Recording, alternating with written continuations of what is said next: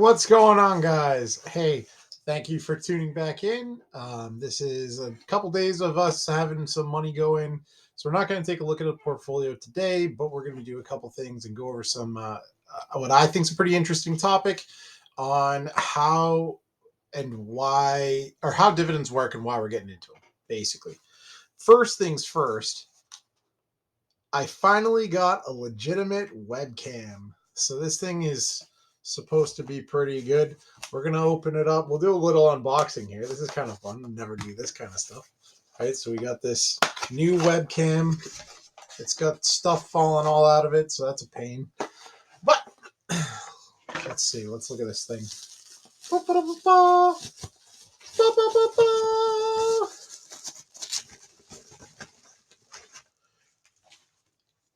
All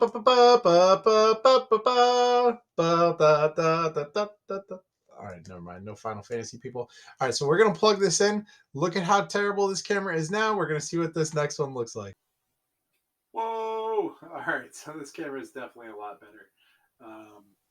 Mine's a mess. There's like stuff over there from building PCs, but all right. So we're gonna get into a couple things.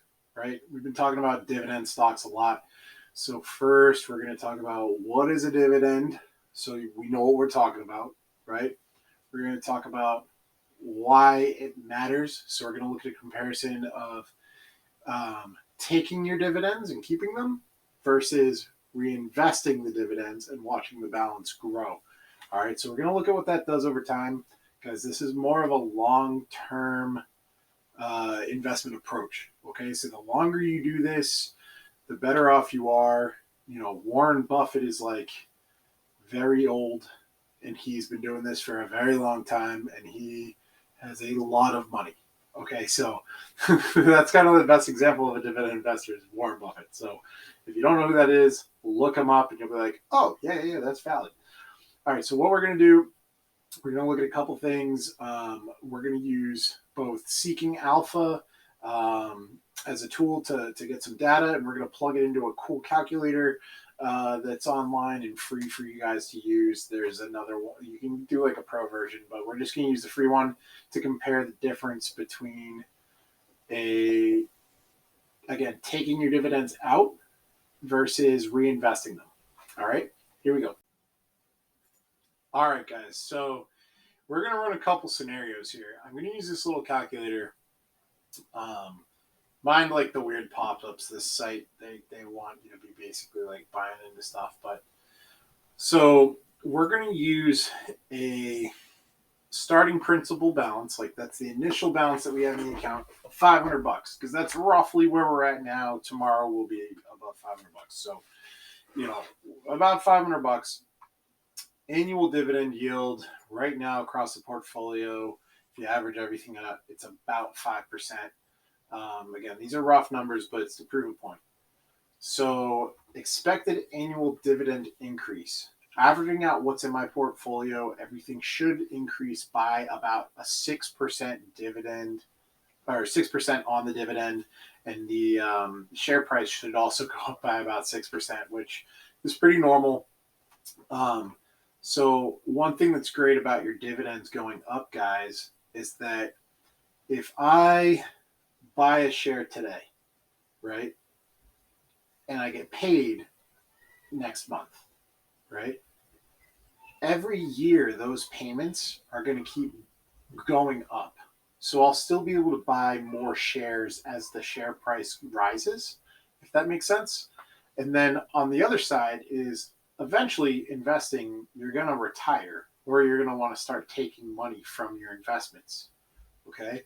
So if I'm taking, let's use this annual dividend yield of 5%, and I have $100 in an account, that means I'm going to make $5 a year. Well, next year, inflation's going to happen. Usually, that's about 3 to 4%, right? So if my dividend payout grows by 6%, that protects me against inflation later, okay? So it's good to have something with a little bit of a dividend increase annually. Again, shares usually go up about 6% if you pull the average of everything that's in there. It's a little lower than the S&P, but the dividend payouts are better. So, that's about how it breaks down. In this account, we're putting in $13,000 a year, right? So if you take all of those payments, like the $50 every day that the market's open, it's 13 grand, right? So if we include DRIP, which is the fancy term for reinvesting your dividends. So when they pay you, let's say, Pepsi pays me a dividend because I own their stock. Instead of taking it, I just reinvest in Pepsi and buy more shares of Pepsi, right? So if we do that and we look at 20 years invested, I'm going to scroll down and it looks like this, right? So you start with $500 and then 20 years later, you end up at $751,475. That is the power of dividend investing. It's basically a big snowball. So we're going to kind of dive into the numbers down here on this chart and look at how is this possible? Like, how is it possible that I can put in 13 grand 20 times, right, and come out with 700 and change? So if you look at it here, okay, this is year one. We're starting with $500. We add in this annual contribution of 13,000, right? We're seeing a little bit of dividend because it's 1 year, so you're not going to get a lot of payments in the first year. And I'm going to just call this year a throwaway year, right? Because really it's once we have a little bit of money in, now we're earning those dividends. So year two, we've got $690 of dividends getting paid out, right? So a little more than $60 or about $60 a month. That's year two. In year two, you're getting $60 a month. That's like not massively significant, but that's like your cell phone bill, pretty much, right? It's like your Netflix, your random subscriptions and stuff. So after you take your invested 13,000 plus your dividend payout, you're left with a total balance in the account of $14,246, right? So as you keep going, then you get to the next year. We add in that another 13 grand. We take this number, we throw 13 grand on it, right? Now you're getting $14.29 a year, right? That's like $120 a month. That's awesome. So you're 3 years in, you're making $120 a month. $120 a month. Like, I know people who drive Uber Eats for less. So like, that's like $120 a month. That covers like your gym membership, maybe your electric bill. Like that's pretty solid.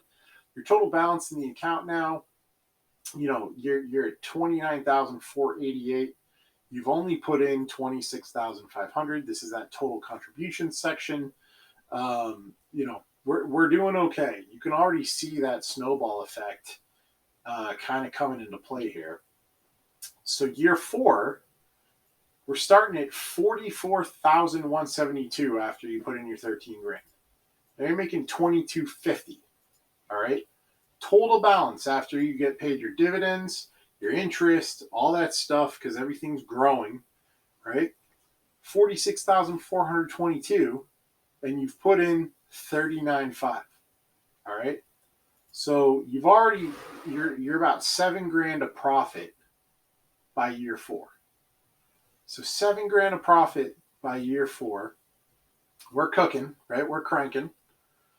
I'm not going to go through that all the way down, but if you go, year five, you've put in 52.5, and now you're at 65 and change. So you went from 7 grand of profit in year four to now you're at 13 grand of profit in year five. Your profit almost doubled that year. Then you put in 65.5. Let's just pull a calculator because I'm not that good. So you're at 86,135 minus 65.5. So yeah, year six, you've made $20,000 total profit. And all the way down, right? So by the time you get to 20 years, you're sitting with a bank balance of 759, and you've only put in $247,500. So you have profited over $500,000 in 20 years, right? Over $500,000. That means you've put in 247,500, and not only have you doubled that, you've almost tripled that in 20 years. So this is one of those things where, like, if you're doing this and you start when you're, 20, wouldn't you like to have, close to $1 million by the time you're 40? That's pretty good. If we push this out an extra 5 years, watch how much this grows. Look at that. They have to add the millions in. So you push this out another 5 years, you've still only put in $312,500, and you got a bank balance of $1.421 million, right? That is the snowballing effect. Like, just to go from 20 years to 21, you make over $100,000 in profit for putting in another 13 grand. Like, that's bonkers. And it just kind of steamrolls out of control. Like, if you're 20 when you start doing this and you go 30 years, so now you're trying to retire at 50, look at what just another couple of years gets you. $2.49 million. And you're retiring at 50. There's a lot of us, we don't learn about this stuff until it's kind of like, I won't say too late, because let's say you're 40 years old and you want to retire when you're 70, or you want to retire when you're 67, right? That's 27 years. You can do this and you're at 1.783, like $1.7 million. So, it's not really that hard. You just gotta stick to it and not pull the money out. But watch what happens, right? As crazy as this is going to be. So we have 27 years with a bank balance of $1.783 million. Let's take the dividend reinvestments out.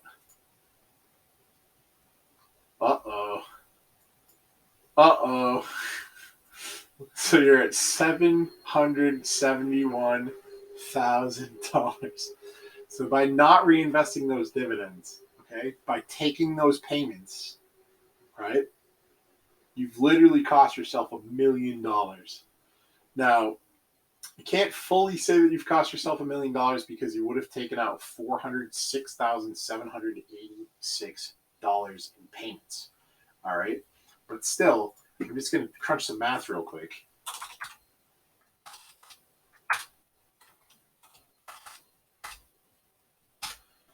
Yeah, I mean, if you add out what you took out plus what your portfolio gives you, you're still only going to be $1.178 million. Like, I would rather have $600,000 more dollars, and then you can just retire at that point and take out those premiums. I mean, if you make it to that final number of $1.78 million, look how many dividend payments you're getting. You're getting paid $86,000 a year in dividends. Like, that's $86,000 a year. That's a regular good paying job without having to work. So that's pretty solid. And that's really the importance here, guys, is the longer you can wait or the more quickly you can start investing, the more time you have for what they call that dividend snowball, right? This right here, that is what I would call a snowball. Like, you're still investing $13,000 a year. You go with these little gains at the beginning, and then out of nowhere, like year 20, year 22, 23, you're jumping up like $200K, $150K in your bank balance every year. Like, that at that point, like, I don't really know, when do you start taking the money out? If I know that I'm going to make another $300K for just not touching it, like, I'm making $300K a year in my mind. That's just me.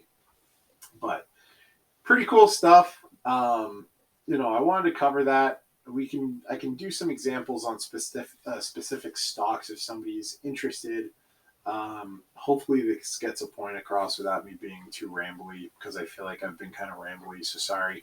I actually had to film this twice because my son came in here running and screaming the first time. So lost my train of thought a couple times, but yeah, so pretty cool stuff. Yeah, if there's a stock that you guys want to see, this website, Dividend Athlete, I kind of like it just for this little tool. It pops up and it's free.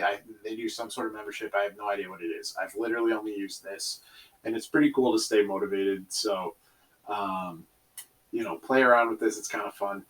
But yeah, until next time, roll the outro.